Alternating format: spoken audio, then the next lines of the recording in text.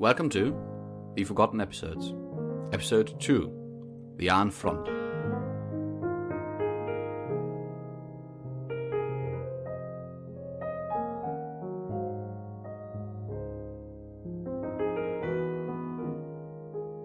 Three arrows cut through the night like lightning. Where are you, rogue, who killed our friend? National? National? National? That's what you scream as you only take care of yourself, insulting us all and calling us traitors. National?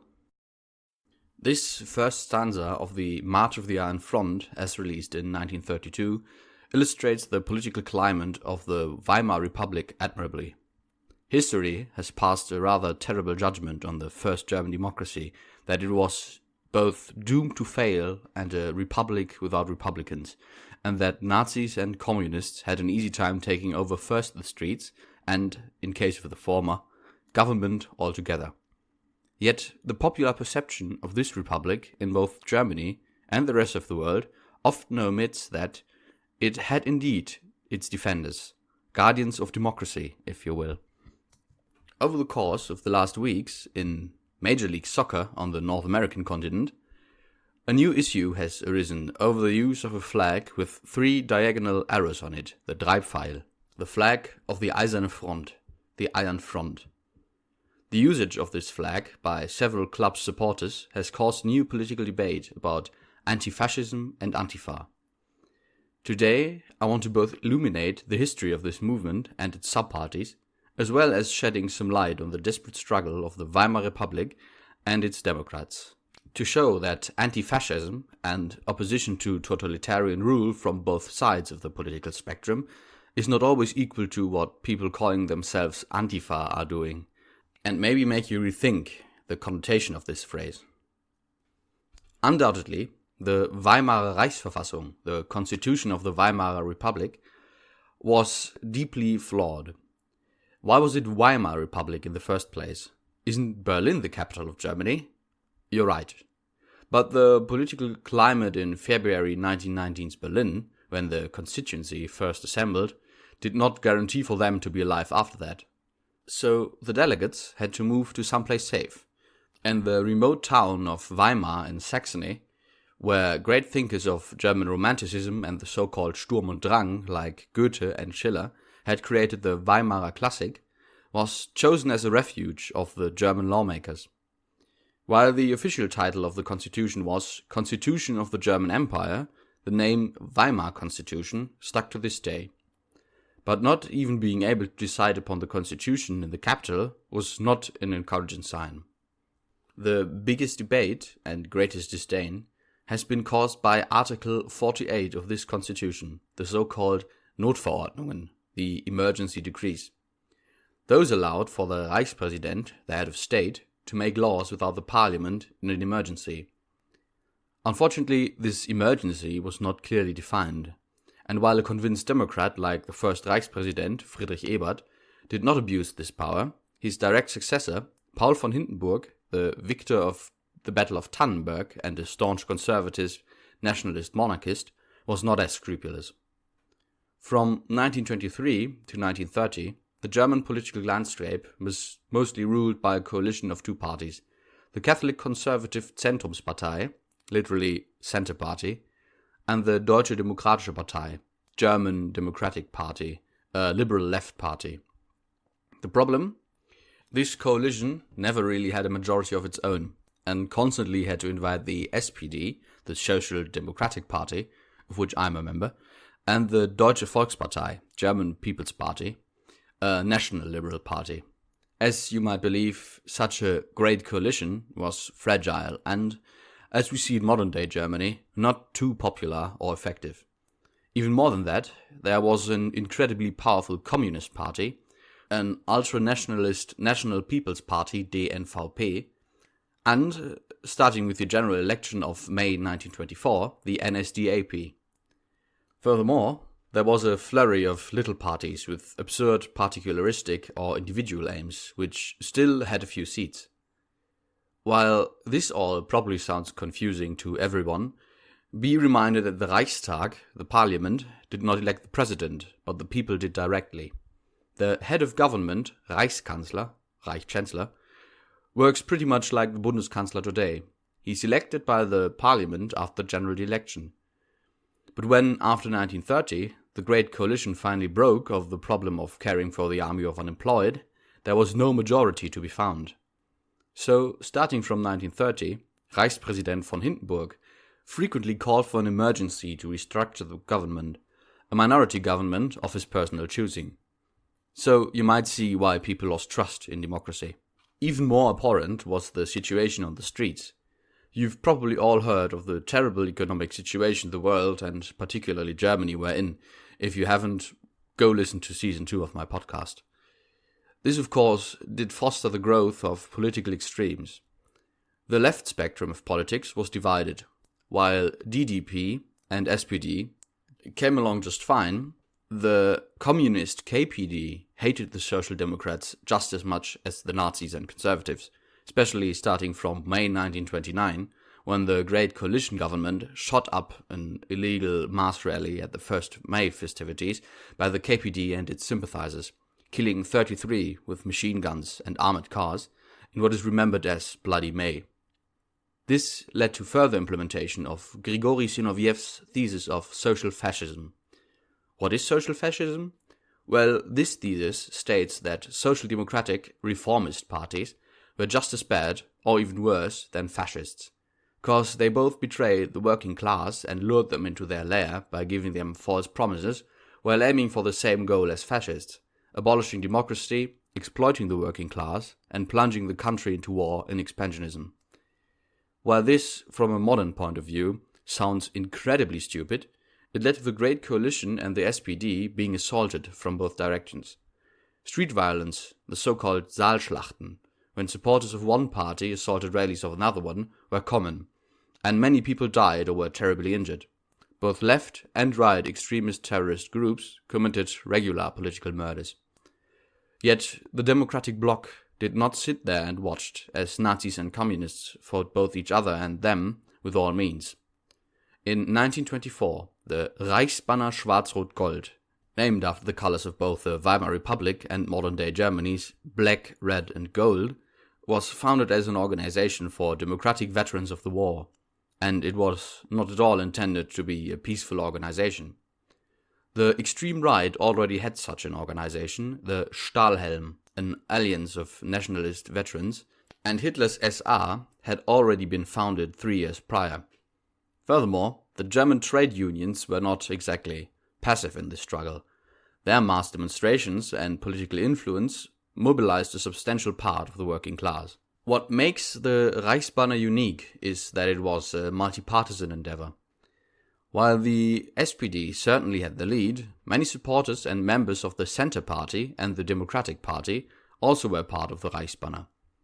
Yet this rather martial organization had no good connection and communication with other important organizations of the democratic bloc. The problem was, the right-wing opponents had this kind of superior organization. In October 1931, in the remote town of Bad Harzburg near Brunswick, the Harzburger Front was established. It was a formal alliance of the, by this time already incredibly strong, NSDAP, the nationalist DNVP, the before-mentioned Stahlhelm, and several minor organizations. While this alliance did not even last for a full year, its formation shocked the democratic bloc to the core. The Reichsbanner alone could never stem the tide of SA, SS, Stahlhelm and the little organizations alone, while simultaneously fighting the communists. So, on December 16th, the leaders of the Reichsbanner, the German Alliance of Trade Unions, the General Free Federation of Employees, the Social Democratic Party, and the Workers' Gymnastics and Sports Federation decided to create a superior organization to communicate and coordinate. The Iron Front was born. The flag, 3 diagonal arrows from the top right to the bottom left, with a red background, was practical for 3 reasons. Firstly, it symbolized the 3 enemies of democracy: fascists, monarchists, and communists. Secondly, it represented the 3 forces of the working class movement: Union, Party, and Reichsbanner, standing for economic, political, and physical power. Furthermore, and a little humorously in my eyes, It was just perfect for painting over swastikas Nazi thugs had drawn on buildings and posters.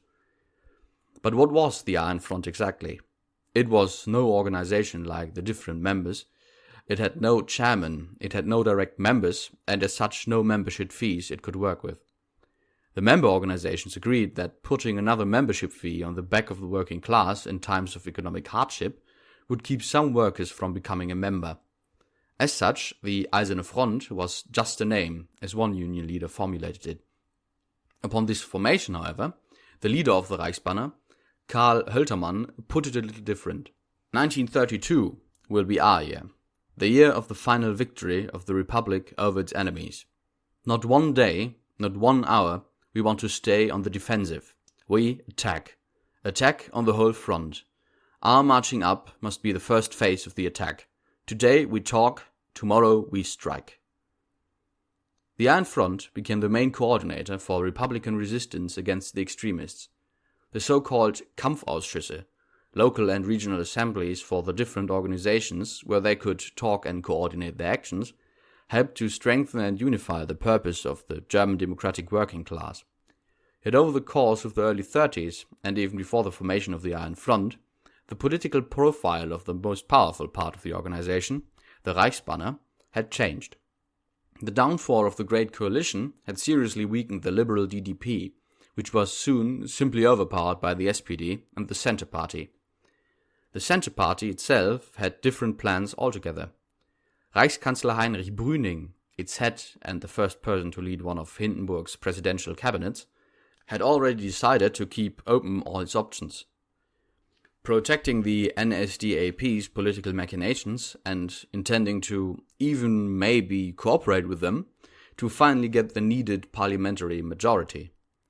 As such, the Centre's political participation in the Iron Front itself was never decisive nor supported by the head of party, as Brüning himself had a lot of distance for the Social Democrats. This, however, made the SPD the driving power in both Reichsbanner and Iron Front. The party was again very unscrupulous to use that to their full advantage.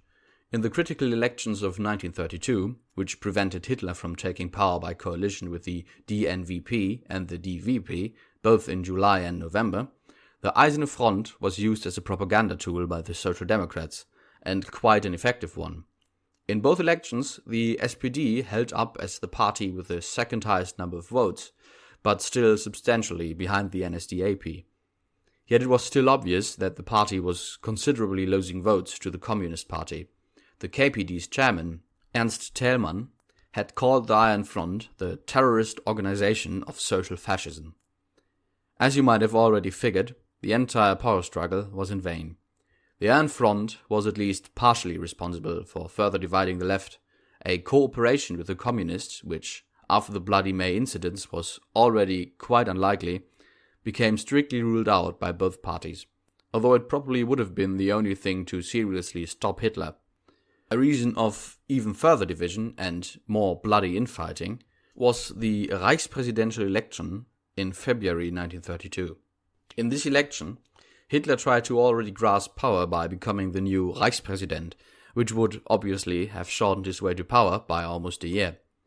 The SPD, knowing that their candidate was not going to stand a chance against both Hitler and Hindenburg, who was up for election at age 84. So the party decided not to put forth a candidate at all, unlike the Communists, whose chairman Thälmann went into the race. Instead, the party mobilized the Iron Front to support Hindenburg, who, as a conservative monarchist, was believed to do everything in his power to stop a barbarian like Hitler from getting any kind of power. Indeed, Hindenburg triumphed over Hitler with an almost 20% advantage. This strategy, however, meant that the more left supporters of the SPD further moved towards the Communist Party. The Iron Front, who even had in its flag a symbol for fighting monarchists, had helped electing the most ardent of monarchists, an old field marshal from the Great War. This president would prove vital in Hitler's rise to power. He would name Adolf Hitler Reichskanzler on January 13, 1933, and usher Germany into the darkest period of its history. To conclude, the Iron Front was a terribly good idea. Organizing the democratic organizations into a bigger frame was very necessary. but it failed to swing around the battle against National Socialism and Communism for several reasons. It came too late. It divided the left further, and as I, a member of both SPD and Reichsbanner, yes, it still exists today, although not as a paramilitary, but rather educational formation, the SPD's greed did a lot to divide the political middle and moderate left from each other, as well as the left and the extreme left, although saying that the latter option would have been ideal would be rather bold. I dislike giving my opinion to current political topics on this podcast, but I must commend the football supporters for their reminiscence of the Iron Front, as long as they are well informed about its heritage and its many flaws. It is imperative that we fight the whole spectrum of political extremism from left to right, to conserve what is most important, our right to free speech, to vote and decide on our political beliefs. We Germans do know a thing or two about losing that, and we do even more about taking it away from others, which is something that must never happen again. Political extremism must die. At the end of this episode, I would like to show you the March of the Iron Front. It's not my favorite musical piece, but I still think it has a place here. Be sure to check out the lyrics, which I will post in the show notes. I wish you a good day, or a good night. See you next time. Drei Pfeile, zerspalten, die Blitze, die Nacht. Wo bist du, du Luft, der den Freund umgebracht? Strahl, Strahl, Strahl, so schreist du, wenn du dich selbst anerkennt und alles beschimpft und Verräter nennt. Strahl, die Fliege trifft der erste Strahl. Fliege, Pfeil, triff, rote Fahnen, wehet, anerkennt, Freund, Fliege, Pfeil, triff, vor unserer Wahl. Fliege, Pfeil, triff, rote Fahnen, wehet, anerkennt, Freund, Fliege, Pfeil, triff, vor unserer Wahl.